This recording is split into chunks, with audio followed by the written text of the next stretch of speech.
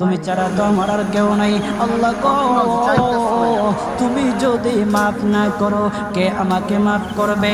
তুমি যদি মাফ না করো কে আমাকে মাফ করবে? তুমি যদি আমাকে মাফ করো তাহলে তোমার কোনো দিকে কমবে না। তুমি যদি আমাকে মাফ না করো তোমার কোনো দিকে বাড়বে না।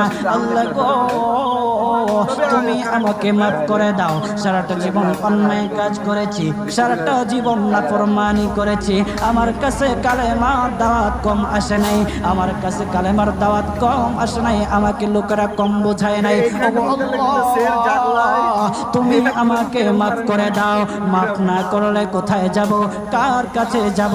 বাবা যখন মারে তখন মার কাছে আশ্রয় নেওয়া যায়, মা যখন প্রহার করে তখন বাবার কাছে আশ্রয় নেওয়া যায়, বাবা মা যখন প্রহার করে তখন দুনিয়ার কারো না কারো কাছে আশ্রয় নেওয়া যায়।